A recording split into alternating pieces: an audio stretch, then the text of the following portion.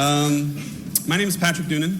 I'm representing XtalPi here today. Thank you so much for spending your time with us today and enjoying the lunch and a little bit of a lunch and learn today.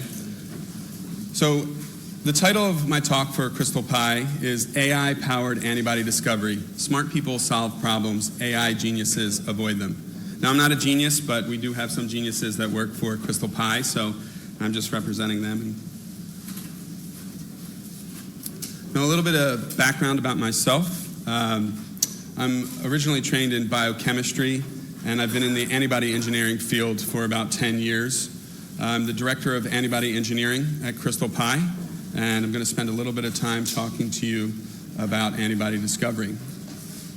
So just a little quick background of XtalPi. We have had a decade of success in the pharmaceutical industry. For the past 10 years, we've been involved in utilizing AI for both small molecule and large molecule discovery.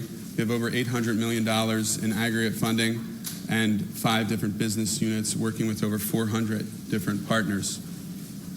Here's a short list of some of the partners that we've been working with. Just want to highlight out of the top 20 global pharmaceutical companies, we've worked with 15.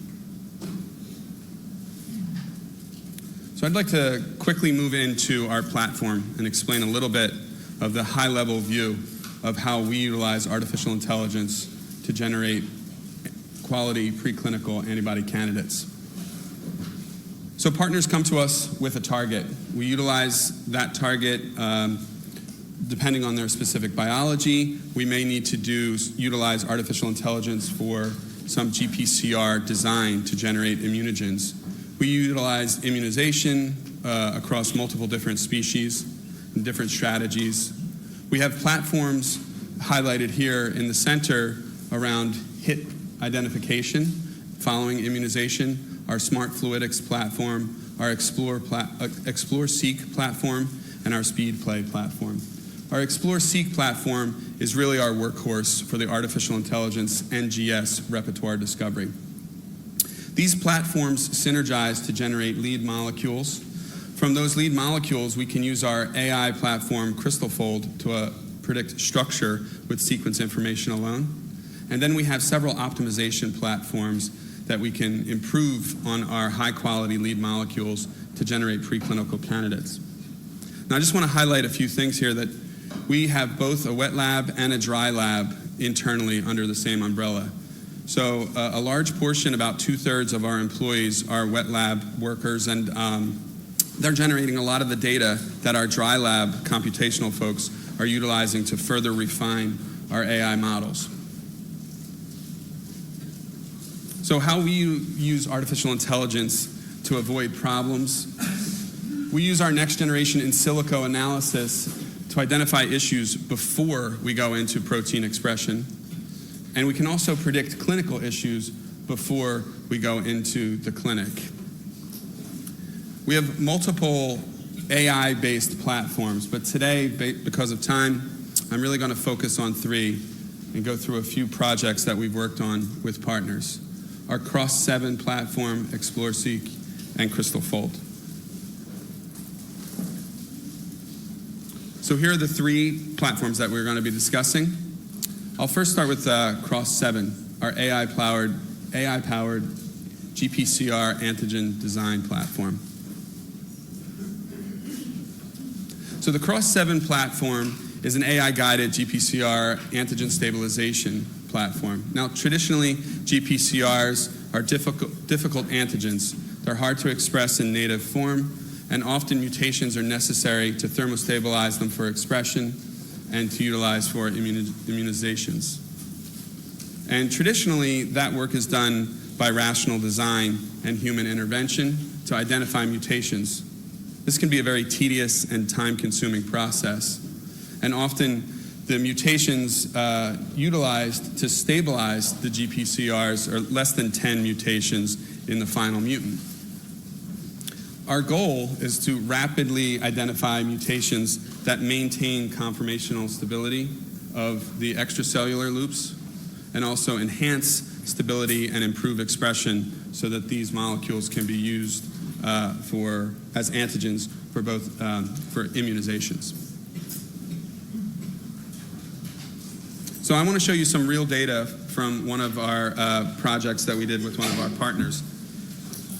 How we utilize our Cross-7 platform at XtalPi is we take a wild-type GPCR and we do generative AI to identify potential mutations, and these are recommended fit mutants, and we'll get around 160,000 different variants from our generative AI. That goes into our predictive AI model, which brings us down to around 10,000 mutants, and a reasonable number from those are selected for our MD modeling step, where we can get a fine-grained assessment of stability. All of this in silico work is a screening funnel that allows us to get down to a short list of molecules for expression. In this test case, we expressed 15 mutants. Of those 15 mutants, 11 were confirmed to be stable and expressed and bound to benchmark antibody, confirming that the extracellular loops were intact. So that's a very high hit rate. 11 out of 15 that were expressed were validated and confirmed. Now I want to highlight out the significant number of mutations that are generated utilizing our artificial intelligence to stabilize the GPCRs. In most of our mutants, we have from 120 to 160 point mutations in the GPCR to stabilize its conformation. And in our final validation here, we can show that we generate a strong immune titer following immunization with our stabilized mutants. We also do other quality control, obviously, for the GPCRs. And you can see here in this Western blot, the original wild-type GPCR was unable to express at a high level, and we have several variants that have high levels of expression. We also maintain monomer content after heating at 40 degrees. So these are improved both in expression and thermostability. And the molecules remain bioactive after storage stress, which allows them to be used for repeated immunizations. We also confirm that the extracellular loops are intact, utilizing a competitive ELISA here compared to benchmark antibody. And we're able to generate a strong immune titer when utilizing immunizations with these antigens. So that's our Cross-7 platform, where we can generate antigen from difficult targets utilizing artificial intelligence. I'd like to move into our Explore-Seq platform. This is our NGS AI hit identification platform, and this is really the workhorse of what we do at XtalPi to identify hits during an immunization campaign. So traditionally, after an immunization, some companies will go through a hybridoma where you can assess less than 1% of the total B cells, and you really have a limited diversity, and you're missing out on those rare binders. We utilize the whole repertoire space by using next-generation sequencing. So from a hybridoma, you're looking at thousands of clones screened, whereas in NGS, you have millions of unique BCRs. But what are we going to do with all that, all those sequences and all that information? All of that NGS data goes into our AI platform, Explore-Seq, and from there we do in silico hit prediction. So here's just a 30,000-foot view of a traditional workflow utilizing Explore-Seq platform to generate and identify hits. We'll start with an antigen generation, go through an immunization, and we can utilize any species for immunization. Utilize next-generation sequencing in both the bulk and single cell. Both of those different data sets are integrated into our AI engine, Explore-Seq, and the Explore-Seq platform ranks those sequences and generates a hit prediction list. From that list, we can express and test, and then go forward with functional assays and lead selection. And a few things I want to highlight here. Because we're doing in silico analysis of the sequences from NGS, we can be really selective on which clones we want to express. So that's one way that we save a lot of time, expressing a short list of clones during that wet lab step. So everything up until the hit prediction is all in silico analysis and happens very quickly.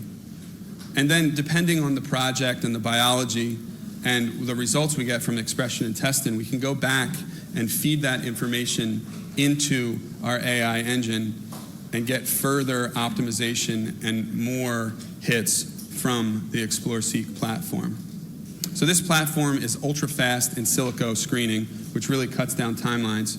You increase diversity of your hits by utilizing next-generation sequencing.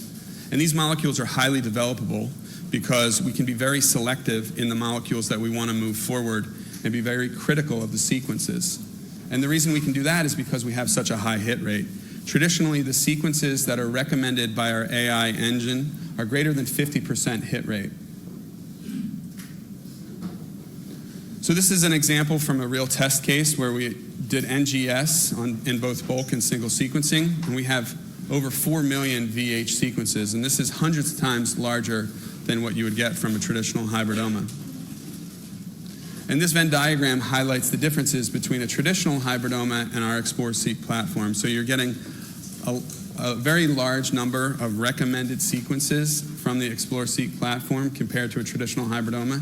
And the key thing I want to point out here is the binder rate. 66.7% are binders. So that hit rate is significantly higher than traditional platforms.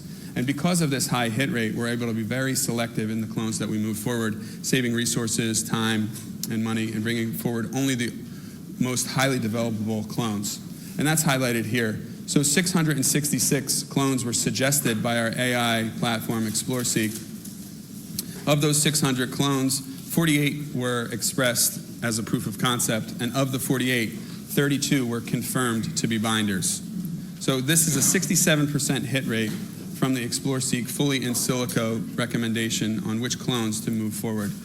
Again, highlighting why we can be so selective in the clones that we want to move forward and only focus on the most developable molecules. So I just want to back up a little bit and talk a little bit about how we developed our AI platform. So the Explore-Seq AI model is trained on big data extracts, and it extracts antibody features. So the input originally for the development of the Explore-Seq platform was tens of gigabytes of high-dimensional NGS data. We actually pair that with a lot of internal proprietary data as well. And then the extraction of features is really what drives the AI platform. We extract thousands of features from this sequence information: amino acid sequences, V-gene usage, phylogenetic tree frameworks. Those are some of the more commonly bioinformatic features that are extracted from NGS data sets. But we also extract hundreds of high-dimensional features that really differentiate AI from bioinformatics. And all of this information yields a hit prediction from our sequences from new immunization campaigns to select only the most unique clones. So this is kind of the very brief summary of how I explain artificial intelligence to cab drivers or my grandmother at times. So a traditional heuristic model would look at a face and hand-pick features. So this is how a human would see another face. They would see eyes and a nose and a mouth. But the AI model extracts features and sees a face the same way we do, with eyes and a nose and a mouth, but also extracts features that are traditionally imperceivable. So this is kind of a basic format of how AI works compared to a traditional human intervention. And this is a little bit more data about how we built our model. So we utilize both publicly available data sets and build on that data with our in-house data that is more of high content. So we have less data, but it's a richer data set from a proprietary AI model. And then, like I said, we extract hundreds of features. Some of them are traditional bioinformatics features, like single cell, V-gene usage, frequency of CDRs. But then we extract all of the AI features that really make our AI unique and proprietary.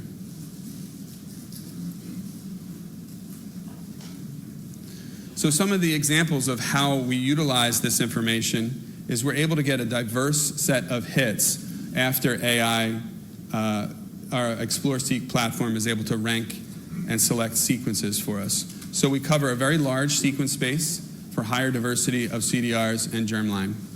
And this is an example here of our initial pass will be to select very diverse sequences and cover as large of the repertoire as possible. Those hits, those diverse, unique sequences are expressed and tested, And then that information is fed back into the AI algorithm to retrain the AI.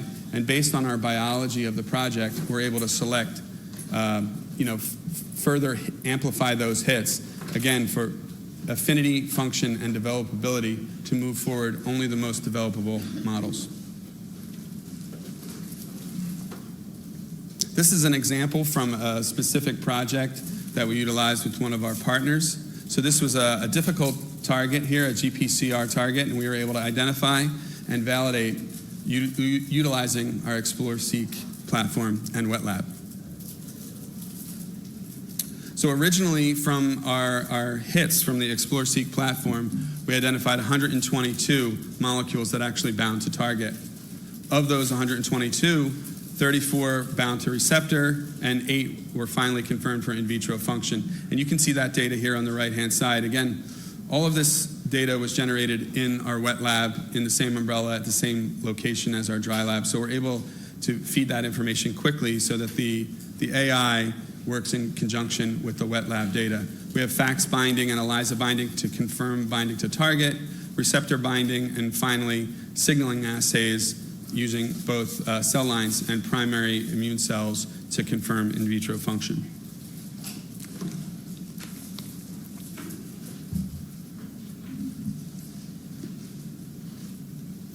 And I think one of the major significant features of our Explore-Seq platform is the high percentage hit rate. And I highlighted earlier that one of the projects had greater than 50% hit rate.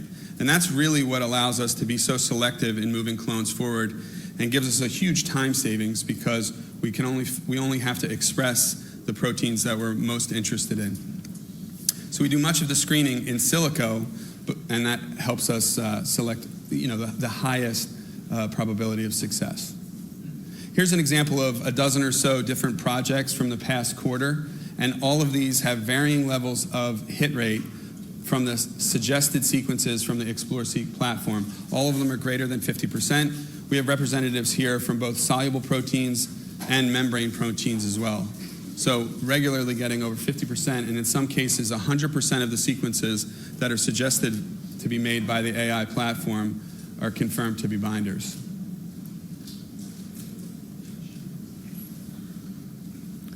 So just in summary for the Explore-Seq platform, this Explore-Seq platform allows us to generate better diversity at a fraction of the time and cost. A traditional hybridoma can result in 3 months of time and a very large amount of resources utilized. So this was kind of a side-by-side project that we utilized on a single project to kind of highlight the time savings that we gain from the Explore-Seq platform. In the hybridoma, you're utilizing much more resources, in this case 596 well plates, to generate 73 binders. And this can take 3 months. However, when we used our Explore-Seq platform, we're utilizing less resources and a significant amount of time savings by utilizing NGS and AI and express, in this case, only the top 33. So again, the bottleneck is no longer expression in this case. We just selected the top 33, and of those top 33 selected, 18 were binders. So in this case, 54% hit rate. And you can see also, not only is the hit rate significantly high, but also the diversity and uniqueness of the V genes and unique CDRs relative to a traditional strategy. So I'd like to take time to transition into our CrystalFold platform. This one is actually something that's coming out relatively recently, and I think is most exciting to me because I wish I would have had some technology like this 3 years ago when I was at large pharmaceutical companies to utilize complex crystal structure prediction for downstream applications. So our CrystalFold platform is a proprietary antibody antigen complex structure prediction. It results in high confidence crystal structure from primary sequence alone. So this is important to note here that this is just sequence information of both the antigen and the antibody as an input. And it goes through our CrystalFold structure prediction algorithm and outputs a high quality crystal structure complex.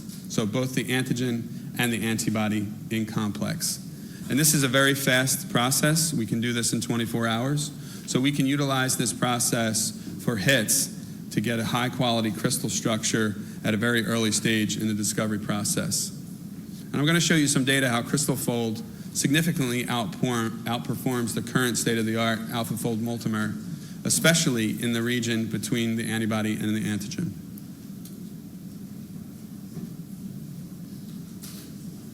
So this is some real data from a test case that we did to kind of demonstrate the quality of the structures that you're getting from the CrystalFold prediction algorithm. Across the top row, we have the PDB structure. So this is the ground truth, the genuine bona fide crystal structure that's a published public data set. And in the second row, we have the CrystalFold structure. And you can see just visually that the CrystalFold structure that was predicted is almost identical to the PDB structure. That's the ground truth genuine crystal structure. And on the final row on the bottom, you can see the AlphaFold multimer really misses the mark across the board.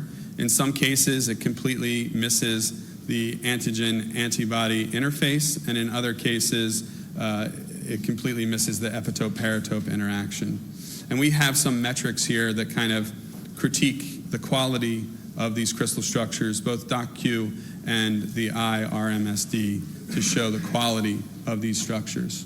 So this is just 4 test cases, and our CrystalFold platform is generally used for antibody-antigen complex for downstream applications, but it can also be utilized for protein dimers as well.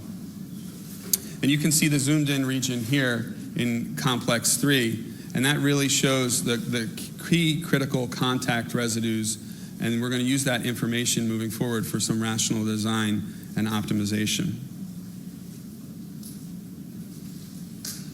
So I just showed you 4 different structures where we're able to successfully predict the crystal structure from sequence information alone.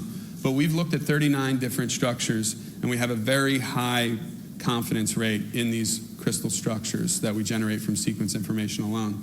You can see on the left-hand bar graph here that 90% of the time, our CrystalFold prediction software results in a high-quality, usable crystal structure for downstream applications. So 90% of the time, we're able to utilize these crystal structures.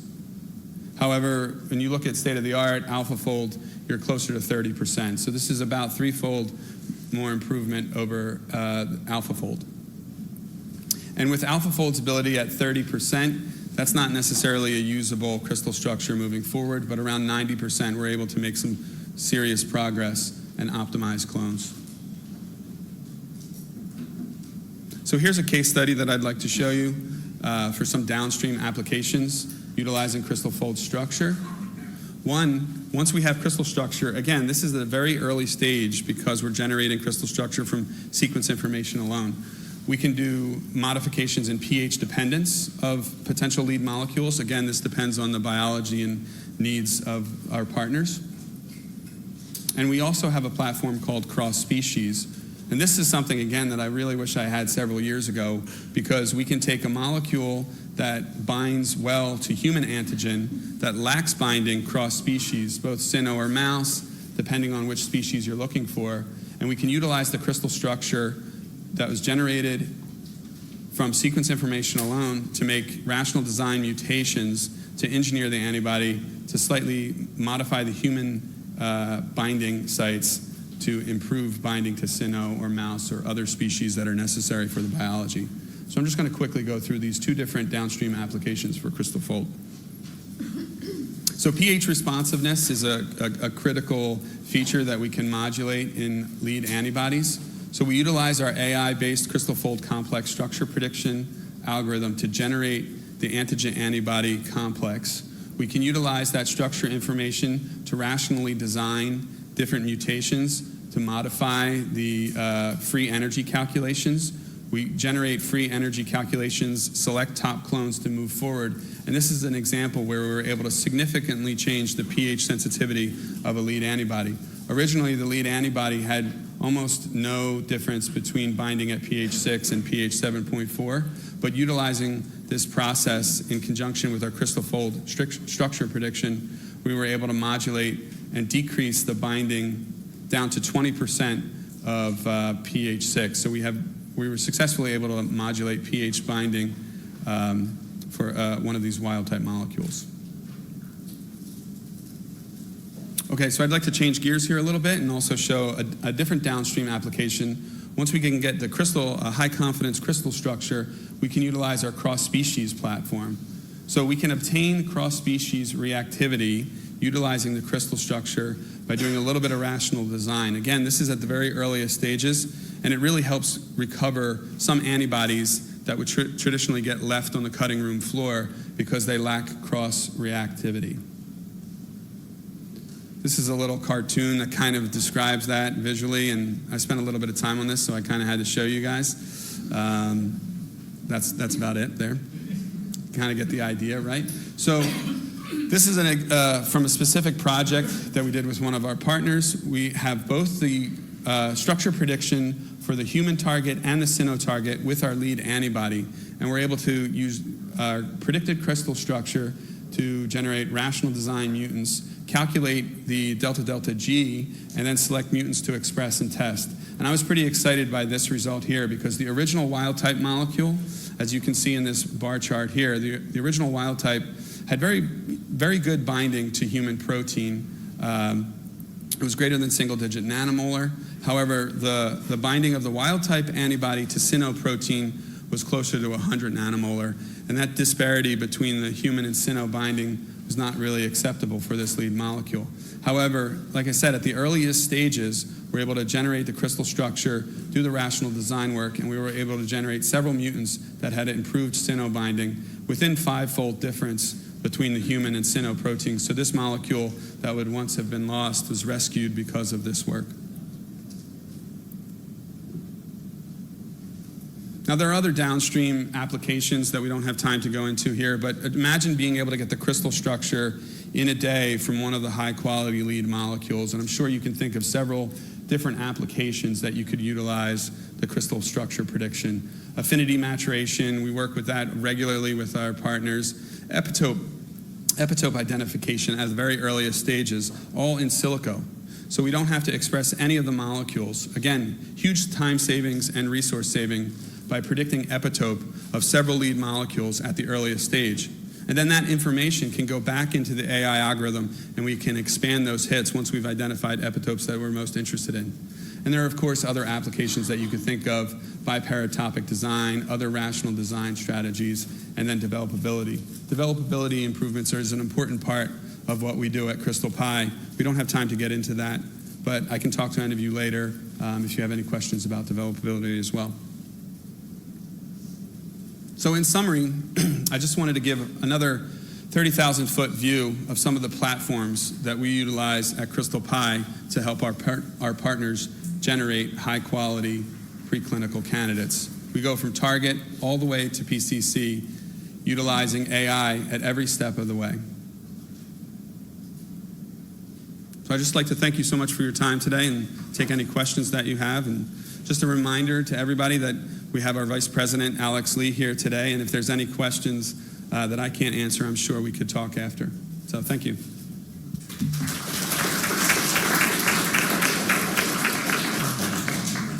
Thank you for that wonderful overview of your capabilities. Any questions here from the audience?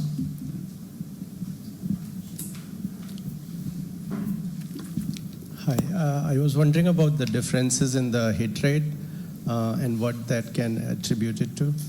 If you can dive a little bit deeper into it.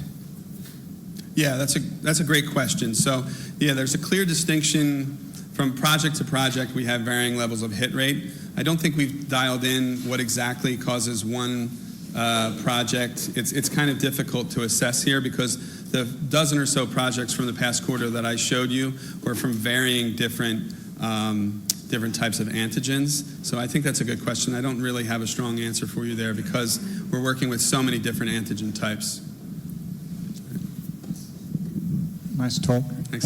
The GPCR, so as you know, GPCRs are incredibly flexible. Yeah. And so by putting in 120 mutations, I'm sure you're fixing one conformation, which may not be the one that the drug is interested in. So I just wonder, how do you address that? I mean, I know you said you used an antibody, but that in itself is also perhaps a bit of a bias. Mm-hmm.